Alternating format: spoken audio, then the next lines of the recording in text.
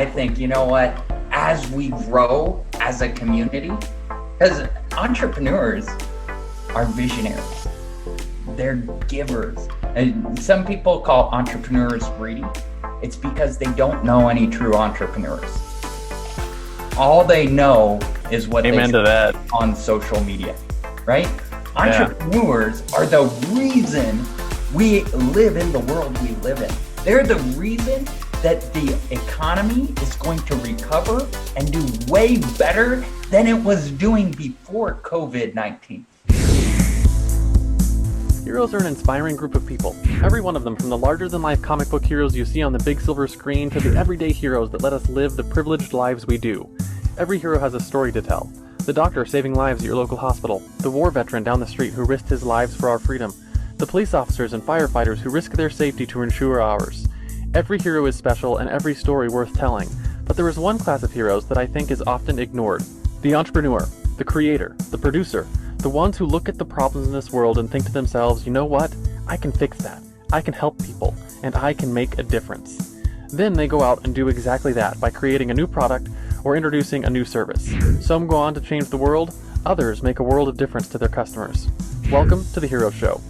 Join us as we pull back the masks of the world's finest heropreneurs and learn the secrets to their powers, their success, and their influence, so you can use those secrets to attract more sales, make more money, and experience more freedom in your business. I'm your host, Richard Matthews, and we are on in 3, 2, 1. They don't care about money. Like some of the circles I run in, like I am so uncomfortable. To be totally candid, like they throw around I'm like, you did what? Oh my God, that's so crazy. Like that, right? Like I went to a yacht show recently and I was talking to one of the yacht salesmen. And I was like, because I just want to find out, like, what is it like selling to someone who has like money to burn? And they were like, it's like the most insane thing ever. Someone will come to a yacht show like this and they will pick a yacht the way that you pick and pay for a yacht, the way that you pick and pay for socks at Walmart. Yeah. Right. They're like, do I buy the red pack or the black pack? And they're like, oh, I'm going to buy that one. And then they just hand over all the money and they're like, oh, did you want an extra 10% for your commission because you were so useful? Here you go. Right. Like, like that's the way that people with money act. It's so true. But don't ask them for their time. Right? Yeah. They guard their time way tighter than they guard their wallet. So if you're getting started, always, like you said, do the descension model. Start at the very top and do a done for you service. Like if you're getting started in business, the reason I've had the success I've had is because I did not try and get people to come to a training program. I did not try to get them to download my free lead magnet so that I could then nurture them into a training program, into done for you. No, I picked up the phone. I started reaching out and I told people, listen, your people suck. Let me do it. I didn't say that, but right. That's the mentality. It's essential message. So let me be a part of your team, do this for you. We'll grow together. I charge $5,000 a month plus commission. And that's what I tell people. Listen, I don't want to make money on my clients. I want to make money with them. I want to prove myself. And if I do a 3-month contract, if after 3 months I'm not paying for myself, you should fire me. Right? Like, that is a glorious message and a glorious model. We do the same kind of thing with ours, where it's like, hey, we have a retainer plus percentage of profits that we do with clients in our space. And the same kind of thing. And people are like, well, you know, how long are we going to work together? How long is the retainer for? And I was like, the retainer is for as long as you want to keep paying me. Right. And if you get to a point where you're like, I don't want to pay this guy anymore, then stop paying me. But, you know, I've got clients now that I've had for 5 or 6 years because they're like, I couldn't see running my business without him and his organization. Right. And that's the kind of value you want to be providing to the people you're working with. Exactly. And a lot of people get into all the, well, what's your contract like? What if they don't want to pay? Like all that. Listen, if you are not working with people that you trust and believe want you to be successful as well, don't work with them. Yeah, like most of my clients at this point, I've gotten to the point where like every single one of my clients, because we're traveling right now, they're like all of the guests or the listeners on this show know that, and like when we are in places with clients, they invite our whole family over to come over for dinner. Like one of our clients down here in Florida is like, hey, you want to bring your kids over to go play in the pool and we'll do a barbecue and that kind of stuff, because you're not just building business relationships, and I think that's something that a lot of people miss out on. Is, you know, when they think of this whole thing like you're building a business and you're building a network, and a network is some sort of like business term that people associate with. And like, I get it. I get the idea that you have to have words to describe what you're doing, but you're building relationships with real people. And those relationships are going to serve you for life. And as long as you're also serving those relationships. Exactly. Exactly. It's got to be win-win. And like you said, it's in this game, your network is everything. So here's a question I would ask yourself as the listeners. Who do you spend time with right now? And are you where you want to be right now? Because if you're not where you want to be, my guess is you spend time with people who are not where you want to be. Yeah. It's one of the hardest things to figure out how to do as a new entrepreneur, is how to get yourself in the right groups of people. But one of the things that I found is that when you start going after the prospects who are where you want to be with those high ticket services, they don't refer you down, right? They refer you up. And that kind of stuff helps build your network and gets you into cool circles. And over the course of time, you end up in places where, like you said, you're like, I'm uncomfortable being around people like this, because they have money to burn and I'm not there yet. Right. And hey, we'll be there. We'll get there eventually.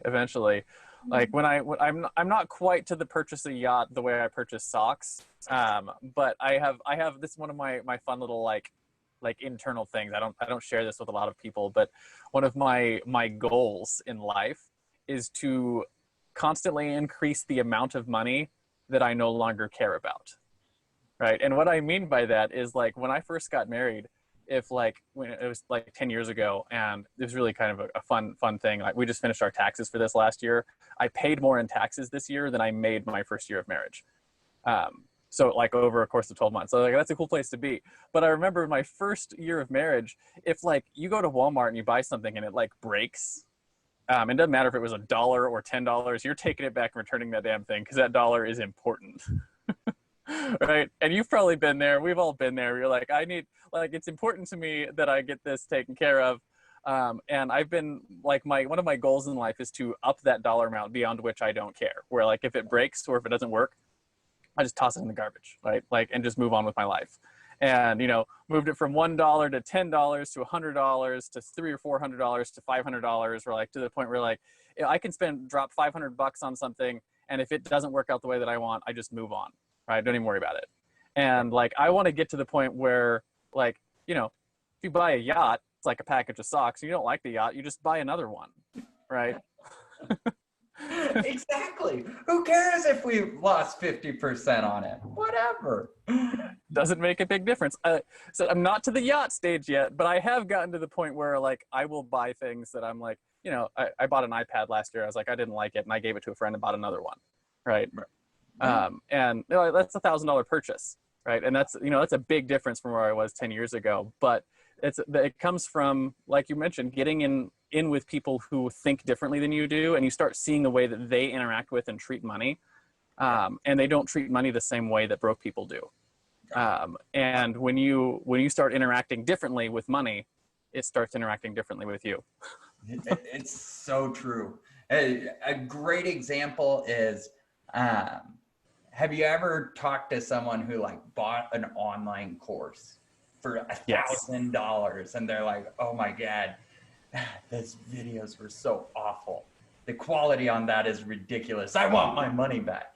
It's like, now, first, did you buy that course for high quality videos? Yeah. No, you didn't. Second, if you can't figure out how to get value out of your purchases, that's your problem, not their problem. So one thing I would recommend, especially if you want to be great at selling info products and stuff like this, don't be a hypocrite. This is something we trained for, I still train. I call it a positive buy cycle. How you sell is exactly how you buy. So if you think things over, it makes sense to want to think things over. So if someone comes up to you and said, you go through a sales call and they say, you know, this looks great. I just got to go think about it. Let me get back to you next week. If you're a thinker over, then you're going to say, yeah, I would do that too. If you have a positive buy cycle, something's going to trigger in your brain and you're going to be like, wait a minute, what is it? I mean, it's $1,000. What is there to think about? It sounds like this really just isn't a fit. Is that right? Like, another thing, when it comes to sales, go for the no. Don't try and push people to the quick yes. no. A no is way better than a yes, because you don't have to waste time dealing with the head trash and the emotional baggage. I tell people my goal in sales is to get to the no as fast as possible. So like I will like get on phone calls with people, like new clients, and I'd be like, hey, just so you know, our pricing is $5,000 a month plus percentage of profits. If you're not comfortable with that, we don't need to continue the phone call. Yeah. Right. I was like, I don't need your money. I don't need your work. Like, I've got plenty of businesses and plenty of referrals who want to work with me. So if you actually want to spend time on the phone, we'll do that. And actually, I've gotten to the point now, like, I think our application on our website to even get on my calendar, like, has like, I understand that our pricing is here and I still want to get on the phone with you. And they have to like check off and sign that they understand that we're not cheap. Yeah. So I love that. I love it. There's a reason I mentioned my price here on this podcast, and it's on my website. I do not want a meeting where someone's trying to figure out my price. Yeah. Right? There's a book. If you are building a business, you need to read this book. It's called Built to Sell by John Warthrope. It is all about turning whatever you do, whether it's a product or a service, into a product. And stop changing it based on everything. Have a product and just sell it. Go read the book. I promise you, it will change your business. But my belief is when you withhold price, you make it about price. Absolutely. Absolutely. So the other thing that I've started doing too, which this is, you know, for anyone who's in the business of taking sales calls to close business, right? And generally, if you're in a high ticket space, right? And I've worked in everything with all of my clients over the years, from low ticket all the way to, you know, multi, you know, 25, 30, 40, $50,000 sales. Once you hit the about $1,500 price point, if you're not getting on the phone, you're not closing sales. Oh, right. Yeah. So part of your sales process is going to be getting on the phone. So like in our business and a lot of my clients' businesses, once you hit a certain point where you're starting to get enough leads in the door, we start putting barriers in front of the phone call, right? Mm-hmm. So at first it's an application, then it's an application that has a fee associated with it, right? And now like my application, I don't even know what the fee is. Like, it doesn't matter, right? I think it's $200, but the point is like that someone can't get on the calendar with me and talk to me unless they're willing to fork over money. Right. We'll apply that to the purchase price or whatever. It's like the $200 is irrelevant. Right. But the point is like, hey, you know what you're getting into, you know how much it costs, you know what we're doing, and you understand that, like, hey, we're getting on the phone because, you know, we want to see whether or not we fit well together. Right. And that's really all the call is about. You're basically, at this point, you're sold. Exactly. And you may not be sold, but you have questions and you're not trying to figure out price. Like, yeah. In the Sandler world, pricing is customized based on everything. Like, everything makes a difference. There's no real standard prices, which the problem with that is if everything's customized, you can't just sell something to someone until you talk to them. So you're automatically building in these obstacles you have to overcome when it comes to your sales cycle. Now, That's one of the things that I've noticed in my business, right? And we talked about this before we got on the thing, is like the push button podcast service, right? It costs $2,500 a month. It's completely done for you. And like in my head, I struggled with the pricing for that for quite a while. Cause I was like, I know like if you're in this place in their business, it's not going to make as much sense to pay for that. And if they're in this place, and I was like, I just need to throw that out and be like, this is the price, and the people who it fits for are my clients, right? And if it doesn't fit, you're not my client. Yes, 100%. Another thing when it comes to pricing, guys, never price something based on what the market will bear. Never. Price it based on what will be profitable for your company. I know. Amen to that. Amen to that.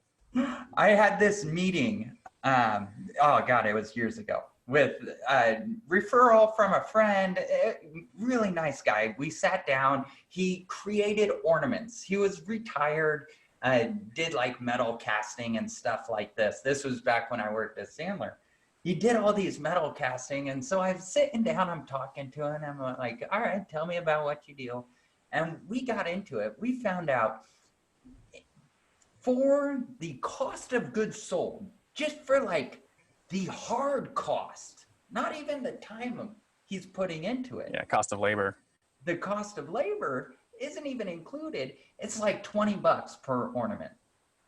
And he's then spends all year making these ornaments, goes to Christmas shows when Christmas shows up, and sells them for $15 an ornament. He's losing money. Holy cow. I was not expecting you to say that. He's literally paying people to take his crap, right? Do not pay people for work. I'm telling you, go spend the time with your family. If it is not profitable, don't do it. So here's one of the fun things. It's a fun discussion because I think a lot of entrepreneurs struggle with pricing. And I had the opportunity for a number of years to work with an organization where I was a C-level marketing director for them.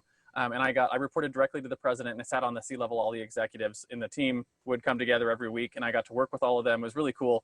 But the CEO was on the board of directors for 12 different companies, right? All multi-million-dollar big regional companies in their various spaces. And he was like, one of the things that he harped on all the time was a 28 to 30% margin. Oh, right. Yeah. It's like whatever we're doing, we're targeting a 28 to 30% margin.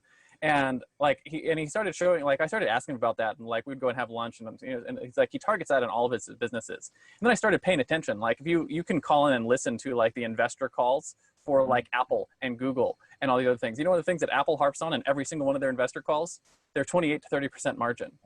Right. Yeah. You know what Google harps on all their investor calls? They're 28 to 30% margin targets. And I could probably guarantee that the overwhelming majority of your successful big businesses that you recognize their name brand, they're targeting a 28 to 30% margin in their business because they have to profit in order to continue growing.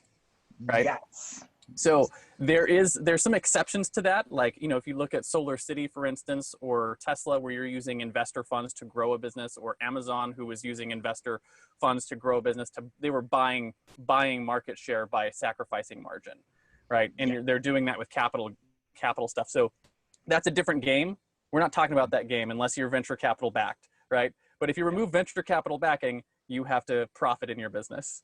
And so like one of the discussions that I was having with myself is like, when we set up the Push Button podcast business, it was like, I needed to know what our costs were, right? So we started really diving into like, I needed to know what our cost of labor for our deliverable was.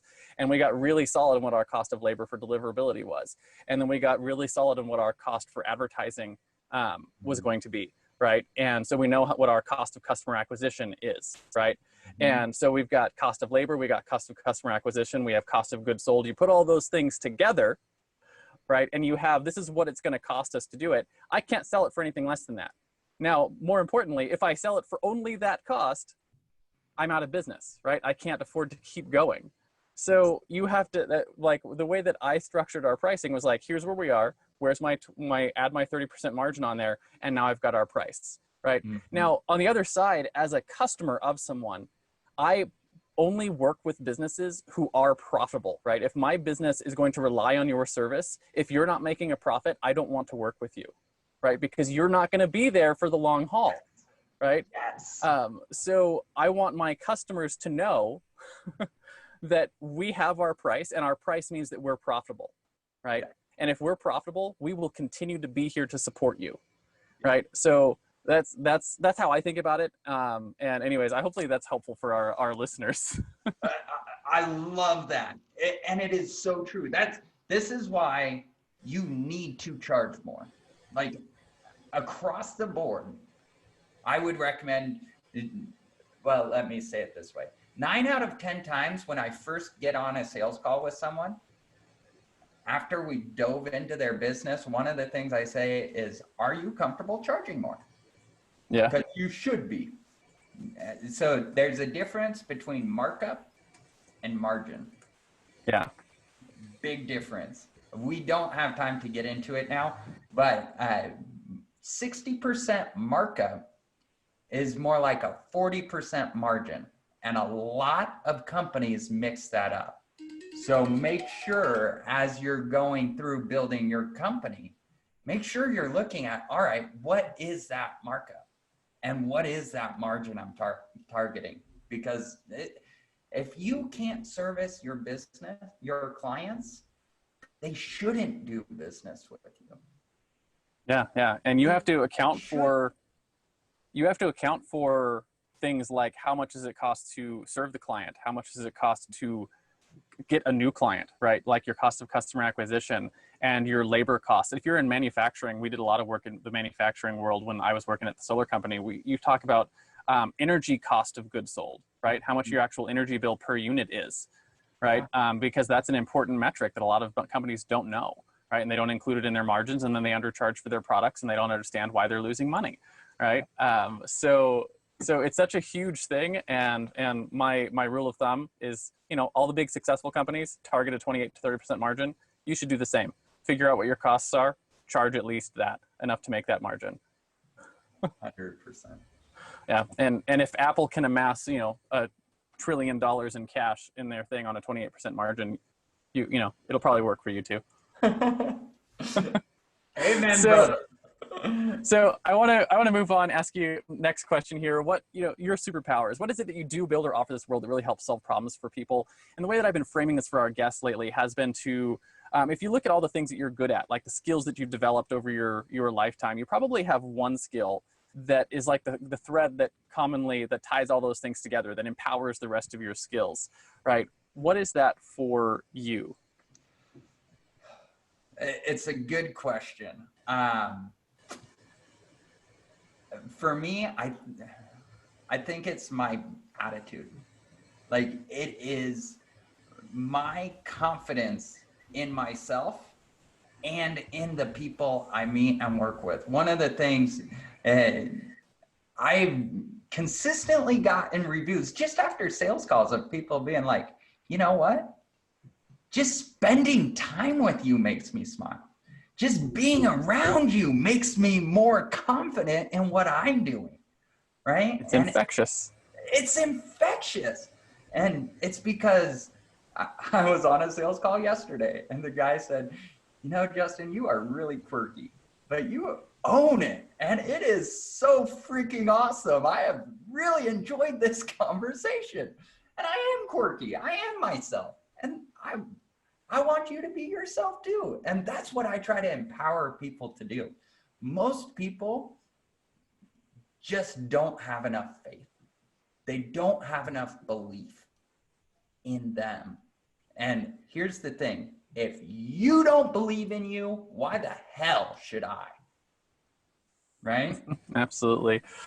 Yeah. One of the things that has always sat well with me is the idea that you can impact someone else's life with your smile, right? And I tell people this regularly. I use my children as social experiments to see how things work. And, you know, I got 4 children. And one of the things that cracks me up is that you can take a child who is in any sort of attitude ever, right? So like the whole spectrum of like they're on the floor kicking and screaming and crying to they're having a bad day and they're depressed and they're crying. And you could just sit down with them and smile at them and change their life, right? Because you can't have someone smile at you for long enough without it. Like it's worse than the COVID-19 virus. It will get you. It will, 100%. I love it. It will get you at some point. And that reminds me of something you said earlier that I wanted to make sure we commented on. You said that you are willing to put in more work than anyone else, right? And part of that comes to the confidence. And it's something that I think that a lot of entrepreneurs miss how powerful that is. And we have this idea that there's competition, that I have to worry about competition. And the reality is if you're willing to put in the work, that you don't have competition. Right. And one of my mentors phrased it like this for me. He's like, there's no competition in this world for real men anymore. Right. And, you know, or real women or real anyone. And what he meant by that essentially was that if you're willing to put in the effort, no one can compete with you.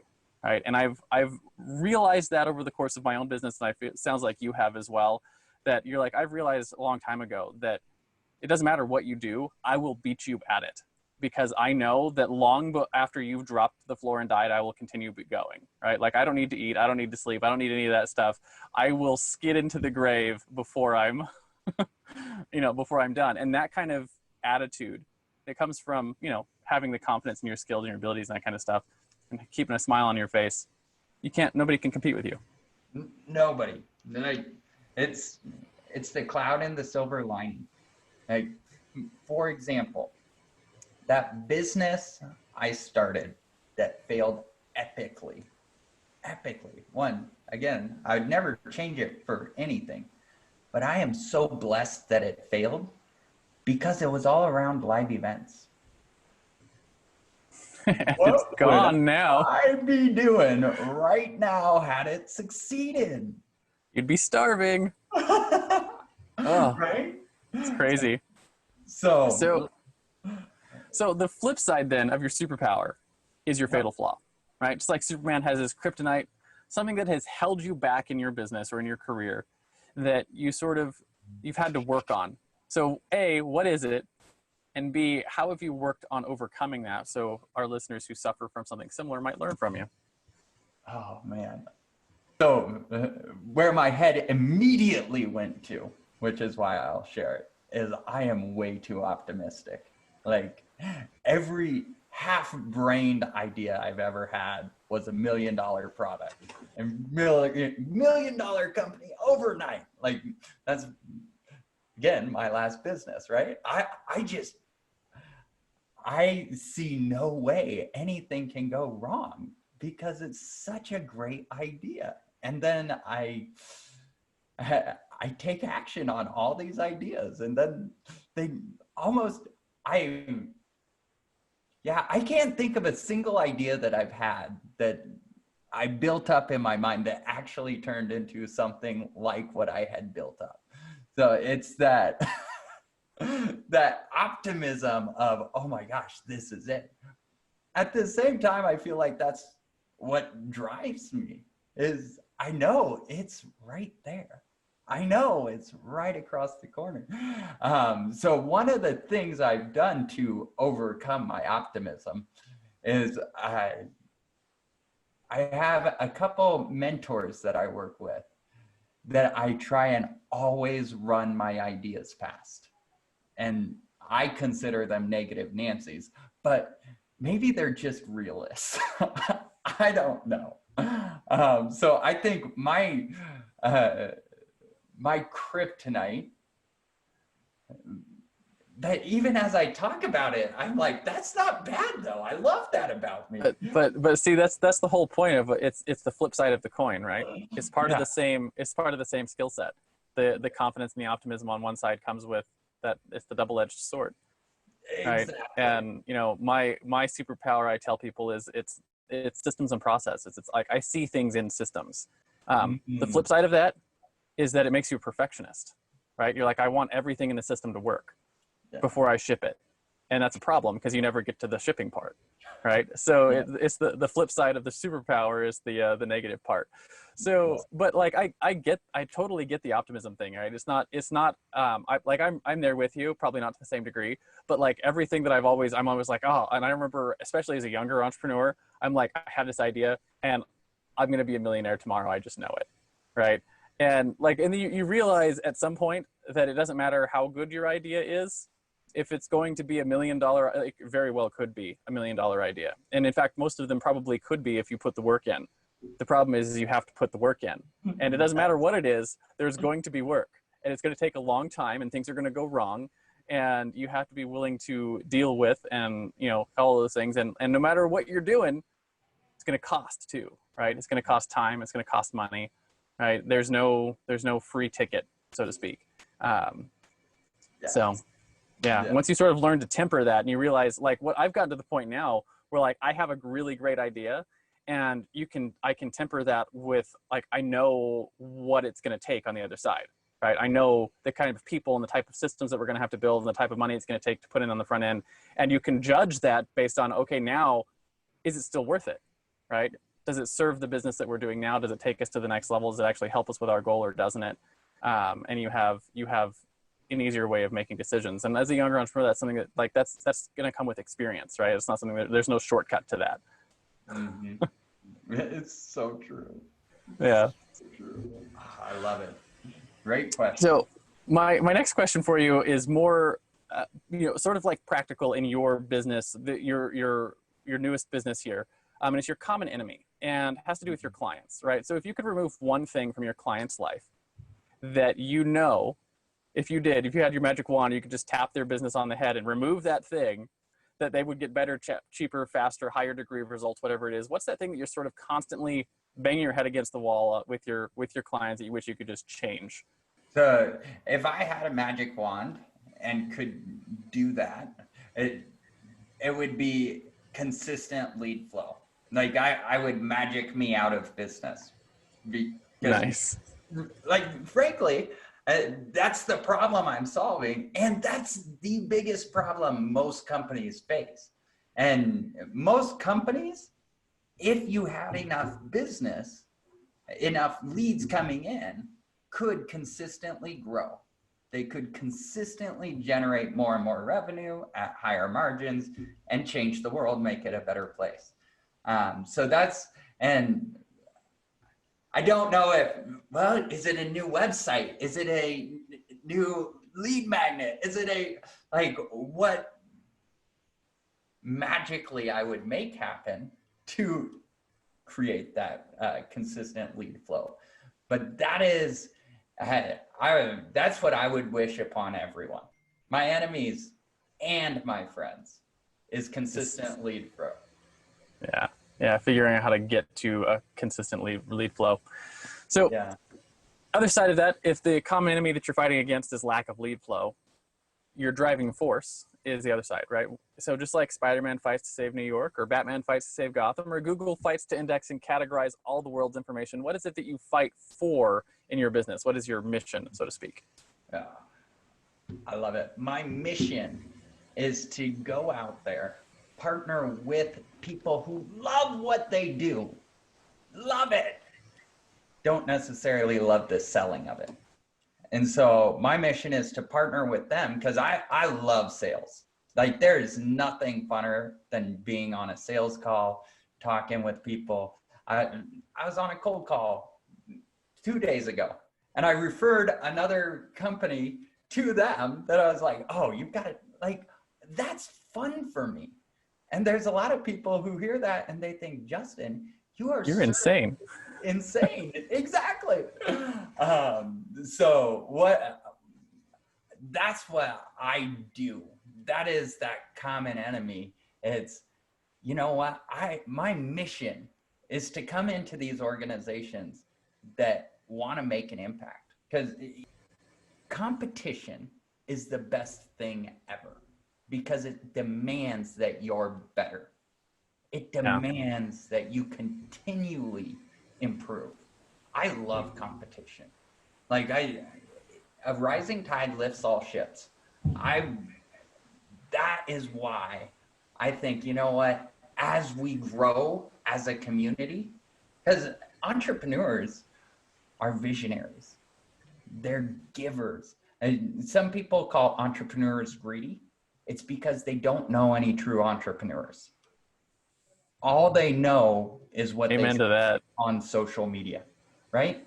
Yeah. Entrepreneurs are the reason we live in the world we live in. They're the reason that the economy is going to recover and do way better than it was doing before COVID-19.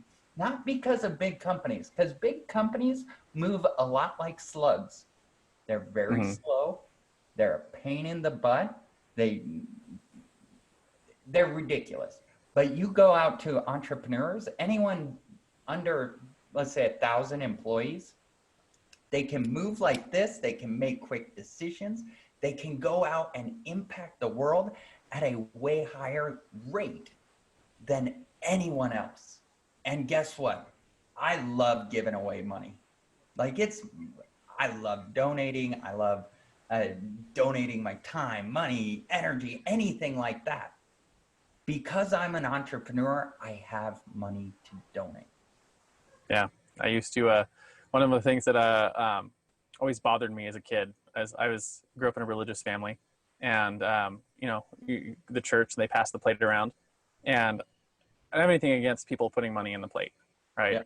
But it always bothered me that people would put that you'd put money in the plate, and that's how they want to do it. I was like, I don't want to be the person who's putting money in the plate.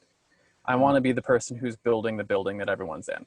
Yeah. Right. Yeah. Like, and it's like on, again, there's nothing wrong with being an employee and being a worker and being part of the economy in that way. It's definitely like, there's a lot of people that are built for that, and that's what they want to do. And they like the safety and they like the security. They don't have the risk tolerance that I'm sure has. It's a great choice for your life if it's a good fit. Right. Those are the people that put money in the plate. And I was like, I want to be the person who puts my name on the building. Right. And that takes a different level of risk tolerance and a different level of work ethic and a different level of, just all around work, different mindset, so to speak. But it also affords you the opportunities to do things that other people can't do. Right. Oh, yeah. And that's one of the reasons why we build this show, right? Why we have the Hero Show, is because I've always hated this idea culturally that entrepreneurs are villains, right? You pick up any kid's TV show, and I guarantee you the theme of whatever episode you watch is going to be some entrepreneur is spilling oil in the, in the ocean and hurting little duckies, right? That's like, some form or fashion of that story is like the villain is always an entrepreneur. And I hate that, right? And we grow up with this idea that the entrepreneurs are villains, and then we have problems like the discussion we were having earlier with pricing. They're like, my time and my skills aren't worth selling, right? So I'm going to spend $20 on a product and then sell it for 15, right? Because we have negative feelings about profitability and creating value, right? And so that's the whole point of building this show and talking to people like you, is to get the message out that entrepreneurs are really the heroes that make the world go around. I love it. It's so. So I do want to move on. I know we're getting long in our episode here, but it's not a problem because I think it's really going to be fun. The guy who manages my podcast will probably split this into 2 episodes for our guests or for our listeners, but that's all right. So my next question for you is more practical, right? Hero's tool belt, and this is. I say maybe you got a big magical hammer like Thor, or a bulletproof vest like your neighborhood police officer, or maybe you just really love how Evernote works. What's some of the practical tools that you use every day that you just couldn't do what you do for your clients, whether that's client management or your service delivery or whatever, something, 1 or 2 tools that you're like, I couldn't do what I do without this thing, whether it's, a calendar or a pen and paper or some fancy piece of technology. What is it for you? All right, so I'm going to give you a whole bunch of different tools that we use together in order to create the processes and systems for my clients and for me. Because you got to eat your own dog food, by the way. I prospect this way for myself and my clients, right? So these are some of the tools. And if you want, message us at the Heroes Podcast, and they can send you this worksheet I will give you. Yeah, we can put it in the show notes for them. Okay, perfect. So we'll put a worksheet here so you can download our workbook to create these processes. Number one, if you don't have a CRM, a tool that is managing your relationships with your customers, I would like to come through the screen here and just pop you right in the face. Stop it. You need a CRM. You need a way to manage those relationships, especially in the sales process. Okay. So I use Pipedrive. I love it. And if you reach out to me, I'm happy to show you how to do it, set it up. It's super easy. Second, I use a tool called Lemlist. Lemlist is an email automated system for cold emails that will let you customize pictures. So like I've got a picture of me with a whiteboard. Ooh, and you put their name on it? Looks like their name's on the whiteboard, right? Genius. So the Lemlist is super cool. You can do all kinds of stuff like that. Look into that. There's another tool I use called CoVideo. Now, CoVideo has a very unfortunate name as of like 3 months ago. CoVideo 19. CoVideo 19, exactly. But it's very similar to like Vidyard and Boom Boom. They're different tools that let you send a video. It gives you a little GIF in the email. So like when I send an email to a prospect following up, they see me doing this. And I'm like, hey, or I'll write their name on the whiteboard and I'll be like, that's you, right? This is custom. This is built for you, right? So that is a tool that gets people to stop. One thing I love about CoVideo, you can overlay that video on any website you want. So when I'm doing a follow-up video, if I'm doing it for my company, I overlay it onto my lead magnet page. So they can literally close the video and download my lead magnet. Whoop, whoop. Super cool, right? Nice. Have you heard of Bonjoro? Bonjoro is similar, where you can follow up with videos that are, whatever they come into your lead system. You can just follow up and send a video right to them. Awesome. Yeah. So that is very impactful. Another tool I use is called send out cards. So I can send cards like this. So this is my favorite card. That's for funny. those of you who can't see, it's got Chris Pratt. Chris Pratt from Parks and Rec. And he's making the so excited face. And it says, surprise. This card is a full sheet of paper. And then you open it up. I'm going to read this because I think everybody should hear it because it's the truth. On one side, I've got 4 different sales memes. So one says, when a prospect makes up an elaborate lie just to avoid turning you down directly, I'm not even mad. That's amazing, from Anchorman. From Dumb and Dumber, sales prospect asks for a call back in 6 months. So you're telling me there's a chance? Liam Neeson from Taken, I don't know who you are, but my sales target needs to be hit. And then Dwight Schrute from The Office, hey, I just met you and this is crazy, but here's my sales pitch. So buy it maybe, right? So nice. My sales copy on this is not all unexpected surprises are positive, but I hope this one makes you laugh. The truth is, in sales and marketing, you must stand out. Standing out means doing things differently. We are no longer in the information age. Information is everywhere. We are now in the attention age. It is whoever stays top of mind who will win. If you want to capture someone's attention, you need to do things that stand out from everyone else. We help with that. And then our phone number and website. So that, I do this all through send out cards. And it's all online. I never have to go to a post office. They charge an additional, depending on the package. So they've got $100 package. Here's the hack for you guys. Their $100 package lets you send unlimited cards like this, plus postage. Like $100. We send out like 600 cards like this for $100. That is insane.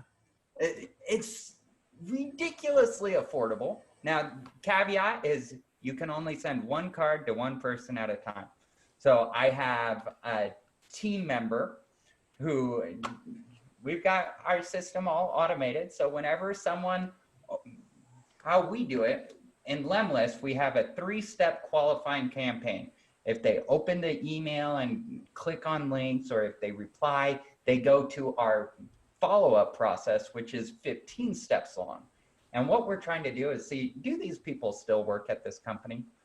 Are they actual people? Will they open an email from us before we start sending them stuff like this? So the very first thing we do when they get into our 15-step campaign, we send them a card and we pick up the phone and call them. And so we've got it all automated that as soon as people hit, cards start going out, then this goes out, I think, about 2 weeks later. And in between then we send emails and we're doing LinkedIn stuff, and it's all creating a process. And you've got to have a process to follow up. So there's 4 questions that you have to answer to make follow-up super easy. Who do I contact? When do I contact them? What do I say? And how do I contact them? If you answer those questions before ever starting follow-up, you will never have to sit at your screen and look at that prospect's name and think, what the heck should I do with you? Right? Yeah, you just know what the next step is. Exactly. And so that's exactly what we do for our clients, is we put all these systems and processes in place, and we just start executing. And we just pick up the phone and call them. We jump on LinkedIn. All the fun stuff that nobody wants to do. Nobody. Awesome. Speaking of heroic tools, I want to take a few minutes to tell you about a tool we built that powers the Hero Show and is now this show's primary sponsor. Hey there, fellow podcaster. Having a weekly audio and video show on all the major online networks that builds your brand, creates fame, and drives sales for your business doesn't have to be hard. I know it feels that way because you've tried managing your show internally and realize how resource intensive it can be. You felt the pain of pouring 8 to 10 hours of work into just getting 1 hour of content published and promoted all over the place. You see the drain on your resources, but you do it anyways because you know how powerful it is. Heck, you've probably even tried some of those automated solutions and ended up with stuff that makes your brand look cheesy and cheap.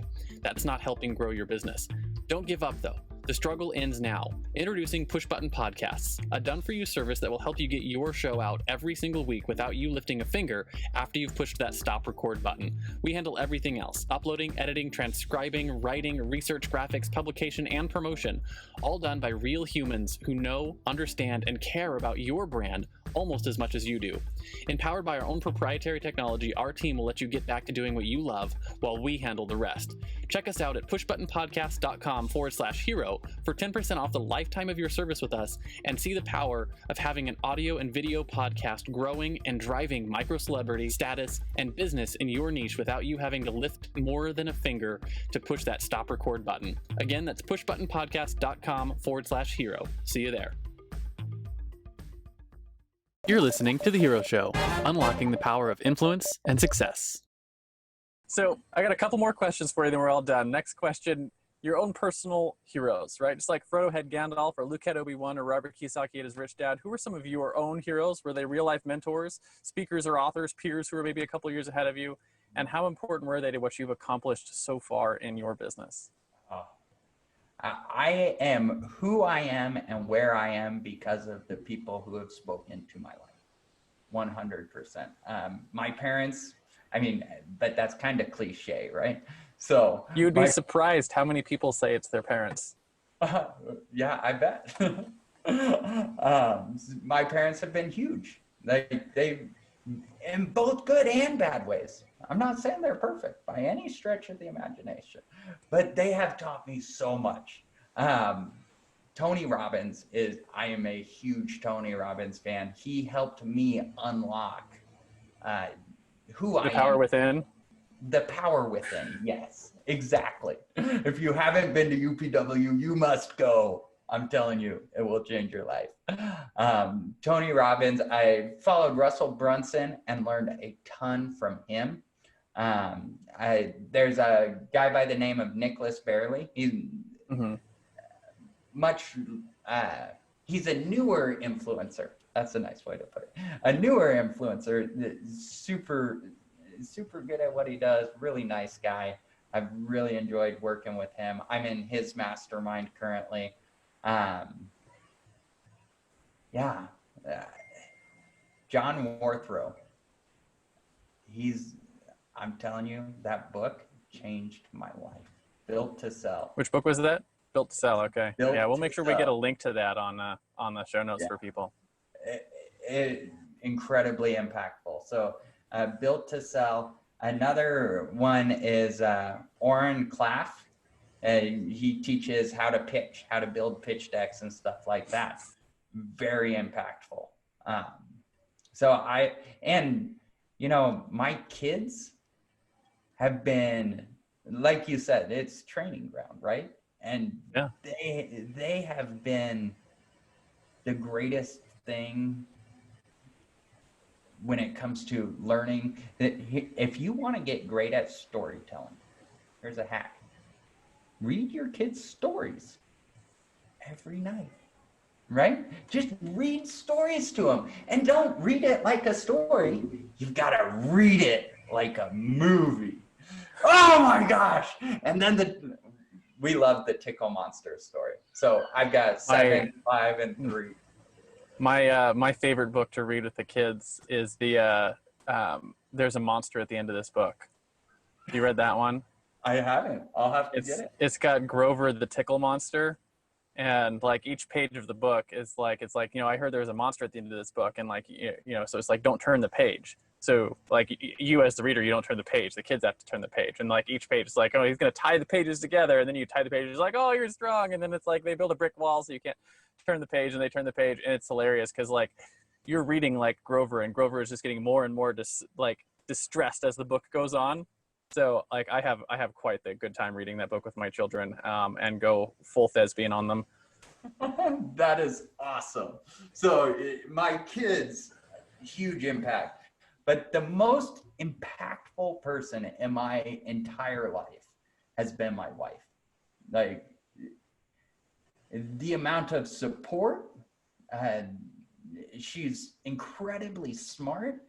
Like, can you imagine agreeing to pick up your life to move across the country for a harebrained idea that your husband has when she's a stay-at-home mom and we've got no clients nor revenue coming in? Yeah, my wife did that with me. Right? In 2012. My wife is amazing for that kind of stuff, but I God bless her, because I am a build a parachute on the way down kind of person, right? Like, let's jump off the cliff, and then before we smash into the ground, let's figure out how to build a parachute. And so far, I've gotten really damn good at it. And my wife is like, I trust you to pretty much jump off of whatever cliff you want to jump off of, because I've watched you build parachutes a number of times. But that's it's amazing what having the support of a good woman will do for someone like myself or yourself, it sounds like. Yeah, 100%. So as far as mentors, I would say my wife is my number one. But yeah, it's build a parachute, baby. Build a plane. Let's bring it home for our listeners. One last question here. Top 1 or 2 principles or actions that you put into practice every single day that you think have that contribute to the success and influence that you enjoy. Maybe something you wish you had known when you started out a long time ago. I love the question. This is going to sound overly simplified, but it's not. Go every day when you wake up, get your butt out of bed, put your shoes on in your pajamas. You don't have to get ready, and go on a walk and think about, I say them out loud, but at least think about all the things you're grateful for. That's it. Like the key to success in life is deciding to be successful. That is 100% true. Like, success is all relative, and I'm not where I want to be, but I promise you, I love my life. Yeah, yeah. And so just that's my key. I just love life. I could not imagine life any other way. So I call it contented ambition, right? Love where you're at, know where you're going. oh, I'm stealing that. That's good. That's good. Right, because if you're not going anywhere, you're not going to love where you're at. Exactly. Right? So you have to have both. You have to have the contentment with where you are and the goal to get somewhere, right? You have to be on a journey, because the joy is really in the journey. It's in the doing of the thing, right? Yeah. And it's something that, as a kid, you think that you want whatever the thing is, and you when you finally get the thing, you're like, it always disappoints you, right? Yeah. And it doesn't matter what it is. Everything in life, whatever the thing is that you want, it's more fun wanting it than it is having it. And so once you realize that, then you realize that you're like, I could be thankful for what I have, and then you enjoy the process of wanting, right? Of wanting to move forward, and you realize that it sort of changes you from when you sort of realize that it's about the process of wanting, it changes the things that you want, right? Yeah. Into like, I want to make an impact, right? I want to change other people's lives. I want to leave people better than I found them, right? And it changes the course of your journey. And so, contented ambition, love where you're at, know where you're going. I love it. That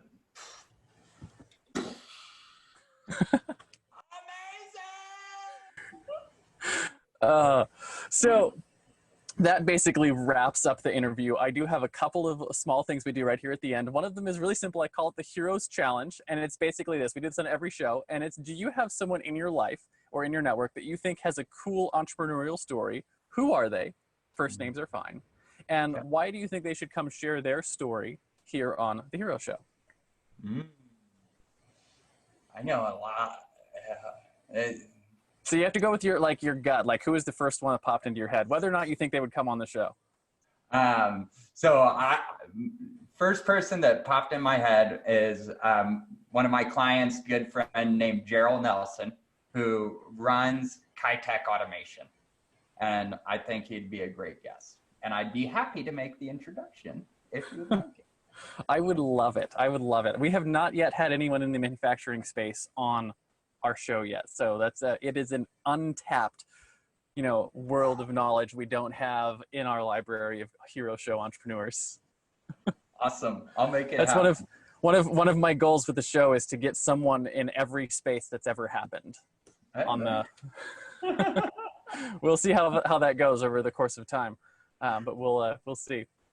So we'll reach out to you and see if we can get an introduction for him. But at this point, Justin, thank you so much for coming on the show. Really appreciate it. Last question, where can people find you? And more importantly, who are the right types of people to reach out if they happen to be in our audience, if they're thinking to themselves, you know what, I should reach out to Justin, he could help me. Who are those people? All right. So you can find me on LinkedIn and Facebook are the two platforms I use the most. Also, I'm working on getting better on YouTube. But Justin Stevens is the name on both of those, or Prospecting Done For You. You can find me online at www.prospectingdoneforyou.com. And so I love the question if they want to reach out. So here's who I want to talk to. I want to talk to someone who enjoys laughing. I've got to tell you guys, my face hurts after this interview. It's a great thing. That's how I know I'm having a good day, is does my face hurt from laughing? So if you enjoy laughing and having fun, if you love business and you're either got a business or you're looking to start a business, I'm happy. Like when I tell you I help anybody, literally what I mean is I will help anybody. Okay? So if that speaks to you and you're like, man, I want to get 5 minutes with Justin. Let's make it happen. Reach out. Reach out, do it. Awesome. Well, thank you so much for coming on, Justin. Really appreciate it. It has been a fantastic interview. Enjoyed having you on. Any final words of wisdom before I go ahead and hit the stop record button? Yes. You can do it. You can. You were meant to do it. So do it.